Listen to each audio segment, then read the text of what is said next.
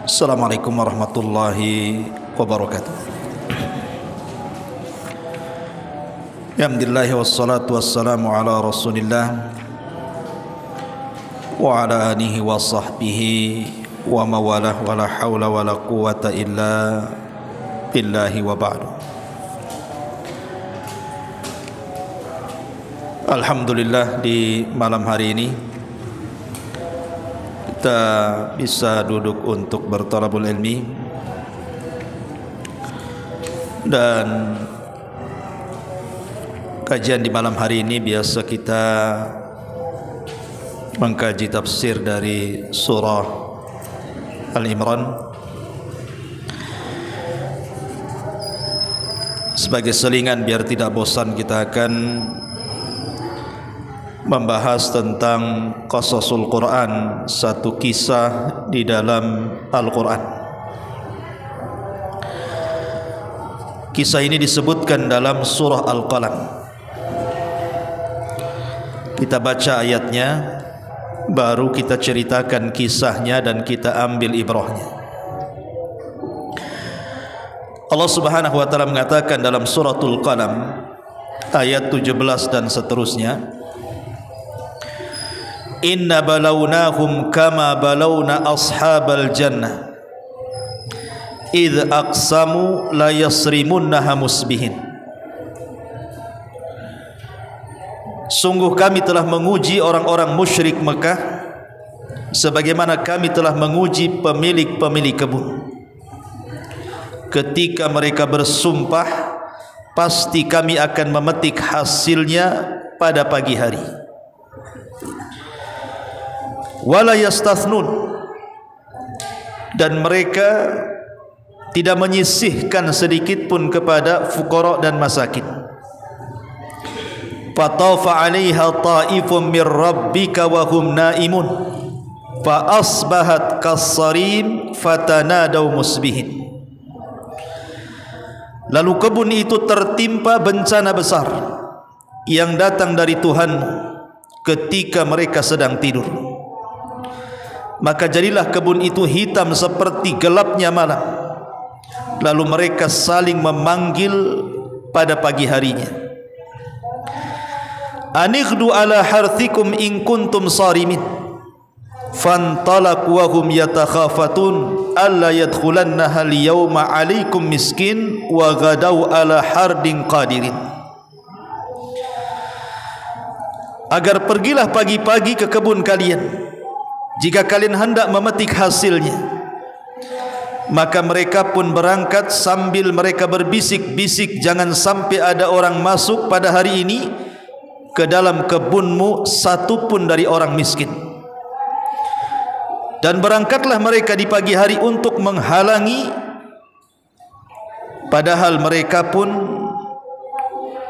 mereka mampu. Maka falamma ra'awha qalu inna ladhalun. Ketika mereka melihat kebunnya, mereka mengatakan, sungguh kami benar-benar tersesat. Bal nahnu mahrumun, bahkan kami tidak memperoleh apapun dari kebun tersebut. Qala awsatuhum alam aqul lakum laula tusabbihun. Berkatalah seorang yang paling bijak di antara mereka, bukankah aku telah mengatakan kepada kalian, mengapa kalian tidak bertasbih? Qalu subhana rabbina inna kunna zalimin. Mereka pun mengucapkan, maha suci Tuhan kamu, sungguh kami adalah orang-orang yang zalim. Fa aqbala ba'duhum ala ba'di yatalawamun. Lalu berhadap-hadapanlah sebagian mereka kepada sebagian yang lain, saling menyalahkan. Qalu ya wailana inna kunna taghin. Mereka berkata, celaka kami, sungguh kami telah melampaui batas. Asa rabbuna an yubdilana khairan minha inna ila rabbina raghibun. Mudah-mudahan Tuhan kami memberi ganti yang lebih baik. Sungguh kami pada Tuhan kami mengharapkan ampunan Allah Subhanahu wa ta'ala. Dari ayat 17 sampai ayat 32. Jadi ini Allah hendak mengkisahkan satu penduduk desa yang disebutkan oleh Sa'id ibn Zubair seorang mufassir. Jadi desa ini namanya Darawan. Desa ini namanya Desa Darawan. Desa Darawan ini terletak antara Sittatu Amyal, 6 mil dari kota Son'a Yaman. Jadi peristiwanya 6 mil dari kota Son'a itu ada namanya Desa Darawan. Tetapi ada juga yang mengatakan bahwa kisah di sini bicara tentang seorang penduduk negeri dari negeri Habasyah, Ethiopia. Walaupun kebanyakan ahli tafsir banyak yang menguatkan bahwa kisah ini terjadi di sebuah negeri namanya Darawan, 6 mil dari kota Son'a Yaman. Bagaimana kisahnya? Jadi ada orang kaya, kaya sakaya-kayanya. Orang ini kaya raya ceritanya, dan punya kebun yang sangat luas sekali. Kebun orang ini diberkahi oleh Allah Subhanahu wa taala. Kenapa? Karena pemiliknya suka bersedekah. Jadi orang kaya ini memang betul-betul sudah kaya dan rajin bersedekah, sehingga Allah Subhanahu wa taala berikan berkah kepada kebunnya. Tidak dizalimi sedikit pun hasilnya. Jadi kebunnya itu menghasilkan selalu dan tidak pernah dirugikan dari hasilnya. Lah Allah takdirkan orang kaya yang suka sedekah ini meninggal dunia. Orang kaya yang suka bersedekah, yang punya kebun luas ini meninggal dunia. Dan kebiasaannya apabila panen orang kaya ini, dia tidak akan memetik hasilnya. Jadi ketika umpamanya ini musim buah mangga atau buah rambutan atau buah apalah sebutkan namanya, sebelum dipetik itu orang miskin suruh masuk dulu. Jadi dia ngundang orang-orang fuqara wal masakin, orang-orang miskin itu suruh bawa keranjang memetik dulu hasilnya. Baru setelah orang-orang miskin mengambil hasilnya sebagai infak dan sedekah, baru dipanen. Subhanallah ya. Ya, jadi tidak dipanen dulu baru diberikan kepada orang miskin, tidak. Orang miskin dulu suruh masuk ke kebunnya, supaya mereka mampu mengambil buah-buahan terbaik. Dan memang begitulah sedekah itu harusnya yang terbaik. Innallaha jamil yuhibbul jamal, innallaha tayyibun la yaqbalu illa tayyiba. Allah itu maha baik, tidak menerima kecuali yang baik-baik. Allah itu indah, dan Allah suka dan Allah suka mencintai yang indah-indah. Jadi Allah Subhanahu wa taala takdirkan nih orang kaya ini mati dan meninggalkan 5 anak. Meninggalkan berapa? 5 anak. Lah anak-anaknya ini secara otomatis kan mewarisi kebun ayahnya. Masalahnya dari 5 anak ini yang paling baik hanyalah yang pertengahan saja. Jadi 5 anak ini yang baik itu cuma 1.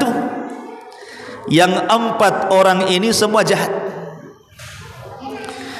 Kemudian mereka karena terbiasa mendapatkan hasil dari orang tuanya, sekarang mereka harus mengelola kebun mereka sendiri tanpa ada orang tua. Mereka sudah terbayang tuh, kalau seandainya kebun ini tidak diinfakkan dan disedekahkan kepada fuqara wal masakin, tentu hasilnya akan lebih banyak lagi. Karena kebiasaan ayahnya kan orang miskin itu sudah masuk duluan, entah berapa ngambilnya kan nggak tahu. Jadi sudah terbayang tuh, kalau seandainya kita larang orang-orang miskin ini masuk ke kebunnya, sudah kebayang tuh keuntungannya banyak tuh. Mulailah kemudian mereka mencaci maki ayahnya dan mengatakan, sungguh ayah kami adalah bodoh, ayah kami dungu. Kenapa kemudian orang-orang miskin itu mengambil dulu hasilnya, baru kemudian kita pula mengambil hasilnya? Mulai sekarang tidak ada orang miskin masuk ke kebun kami. Mereka bersumpah mereka tidak akan mengizinkan satupun orang miskin masuk ke kebunnya. Subhanallah. Tetapi ada 1 anaknya yang baik mengingatkan, jangan. Tradisi memetik buah atau panen ini biasanya orang-orang miskin mereka masuk duluan, memetik dulu hasilnya, Baru setelah mereka mendapatkan hasilnya sebagai sedekah kita kepada mereka, baru kita panen. Tetapi yang 4 anaknya ini, mereka jahat dan mengancam. Mengancam yang satu ini, sudahlah kau jangan banyak bicara. Kalau engkau tetap melakukan ataupun memiliki pendapat seperti itu, maka kami tidak akan memberikan jatah juga kepadamu. Diancam. Akhirnya karena satu dikeroyok orang 4 kan tidak bisa apa-apa. Terpaksalah kemudian dia nurut mengikuti pendapat 4 saudaranya ini. Ketika besoknya mau panen raya, ini 5 orang ini di malam hari kemudian tidur, sudah kebayang tuh hasilnya besok tuh.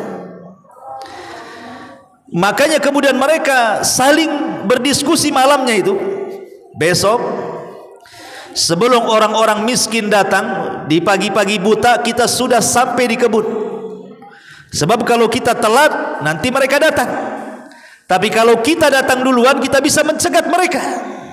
Jadi mereka ingin datang buta-buta pagi-pagi itu supaya tidak ada orang miskin yang masuk ke kebunnya, menghalang-halangi orang miskin.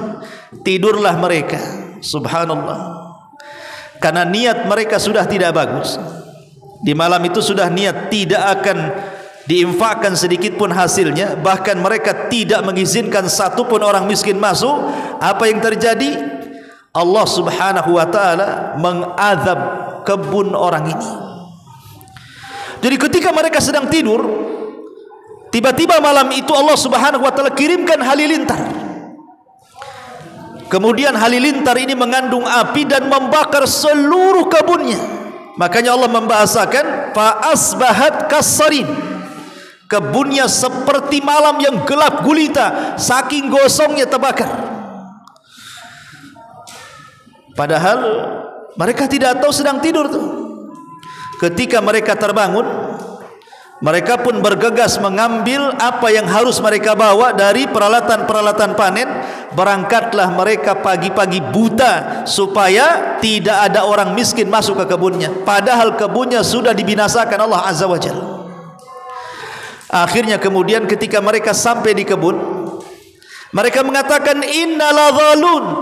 Jangan-jangan kami tersesat, ini bukan kebun kami ini katanya. Kebun kami ini siap panen. Kok jadi gosong gini kebunnya gitu ya, tuh bakar sana sini gitu.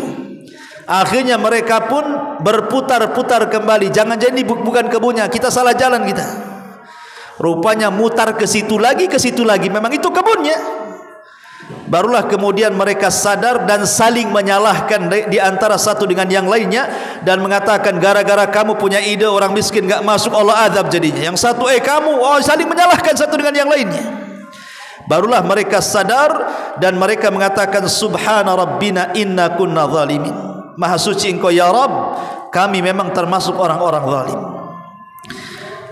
Inilah cuplikan kisah yang disebutkan dalam surah Al-Qalam ini, yang disebut dengan kisah Ashabul Jannah. Sebenarnya kisah ini Nabi SAW hendak mengingatkan tentang kenikmatan yang Allah berikan kepada orang-orang Quraisy. Jadi setelah peristiwa Ashabul Fil, alam tara kaifa fa'ala rabbuka bi ashabil fil, itu kan pasukan gajah Abraha kan diserang oleh siapa? Burung ababil. Kemudian dibinasakan. Setelah peristiwa Ashabul Fil ini kan menyebar tuh kisahnya sampai ke Syam, bahwa ada pasukan kuat dari Habasyah dipimpin oleh Abraha dihancurkan dengan burung, bukan dengan orang. Dari situ mereka mengkeramatkan penduduk Mekah.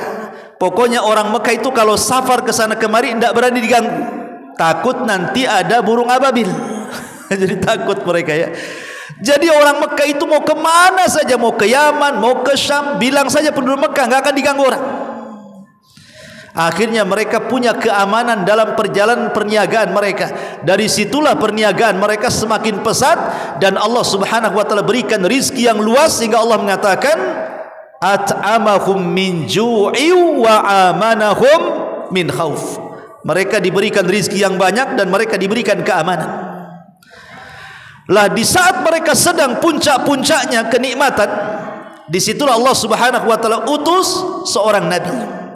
Nabi kita Muhammad sallallahu alaihi wasallam untuk mengajak mereka mentauhidkan Allah dalam rangka bersyukur akan nikmat yang Allah anugerahkan kepada mereka. Tetapi mereka menolak dakwah Nabi. Maka Nabi sallallahu alaihi wasallam mengingatkan kepada mereka, ingat, Allah sudah berikan nikmat kepada kalian berupa keamanan. Allah sudah berikan nikmat kepada kalian berupa ekonomi. Bahkan Allah utus saya sebagai nabi kalian, tapi kalian tidak bersyukur.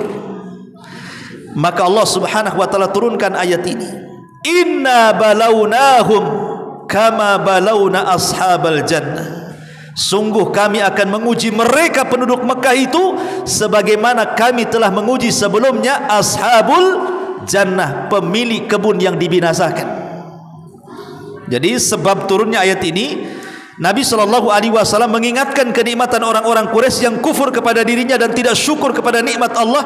Ingat, kalian tidak akan tetap di atas nikmat itu ketika kalian kufur kepada Allah dan Rasulnya. Karena dulu ada satu desa namanya Darawan, 6 mil dari Son'a. Ketika kemudian kufur pemiliknya, maksudnya 5 anak orang saleh itu yang kufur tidak mengeluarkan zakatnya, akhirnya Allah binasakan ashabul jannah itu. Kenapa? Karena tidak bersyukur. Maka di sini Allah ingatkan agar bersyukur kepada Allah Azza wa Jalla dari nikmat yang Allah anugerahkan kepada mereka. Karena ashabul jannah ini, kenapa Allah Subhanahu wa taala tetapkan nikmatnya kepada pemilik pertama, orang kaya itu?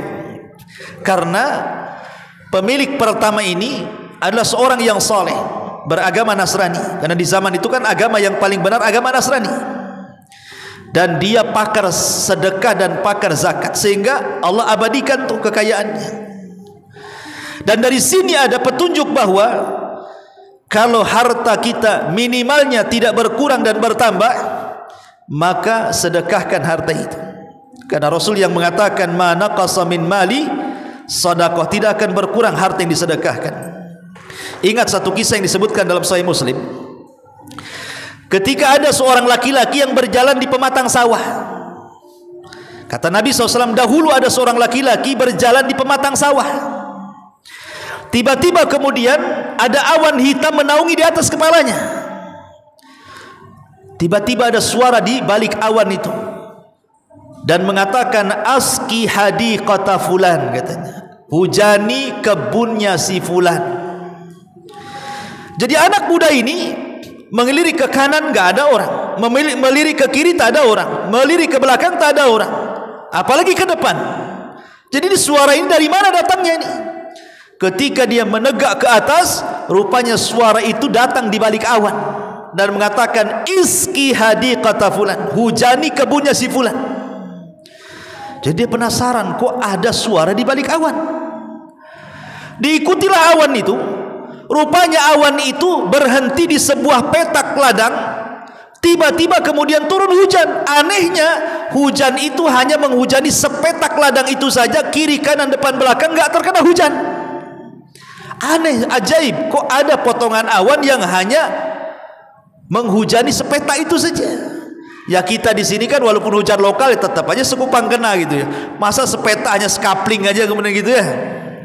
Kan heran jadinya. Kemudian dia tunggu siapalah pemilik kebun itu. Setelah lama ditunggu, datang pemiliknya. Kemudian dia bercerita dan mengatakan, fulan, siapa namamu? Maka pemilik ladang mengatakan, ana fulan ibn fulan. Kaget dia, kenapa? Karena nama itu yang disebut-sebut di awan itu. Makanya dia mengatakan, fulan, tolong ceritakan soal kebunmu, katanya. Kenapa? Kata pemilik kebun, tadi saya ada suara yang memanggil-manggil, hujani kebunnya si fulan, rupanya itu kebunmu. Coba ceritakan tentang kebunmu. Akhirnya orang pemilik kebun ini bercerita, ya karena setiap panen saya bagi 3. Sepertiga saya sedekahkan, sepertiga saya masukkan untuk pembibitan di kebun, dan sepertiganya saya makan dengan keluarga. Kemudian anak muda ini mengatakan, sodaqta, kau benar, jangan-jangan itu pula yang menjadikan Allah kirim hujan yang hanya menghujani sepetak ladangmu saja, katanya. Dari sini menunjukkan apa? Bahwa sedekah itu yang mengamankan harta. Lah di sini ashabul jannah ini, kenapa kemudian ladangnya sampai dihancurkan oleh Allah Subhanahu wa taala? Bukankah pemiliknya itu ahli sedekah? Ya, semasa pemiliknya masih hidup, kebun itu berkah. Tapi ketika pemiliknya sudah meninggal dunia, sudah diwariskan kepada anak-anaknya, anak-anaknya ini jadi bakhil. Menunjukkan bahwa kebakhilan itu menjadikan musnahnya sebuah harta. Padahal mereka itu baru niat satu kali panen pasca ayahnya meninggal. Jadi ayahnya meninggal, kemudian selang beberapa waktu terjadi panen raya. Kemudian mereka berpikir ini panen ini kalau seandainya tidak dibagi-bagikan kepada fuqara wal masakin, tentu hasilnya lebih banyak, kan begitu. Jadi mereka itu baru satu kali itu saja, belum melakukan beberapa kali, tidak, baru satu kali kejadiannya. Tetapi Allah Subhanahu wa taala hendak menguji mereka. Padahal mereka baru niat loh ya, belum melakukan kan niat mereka itu malam harinya niat tidak akan ada orang miskin masuk, itu niatnya, dan belum dilakukan.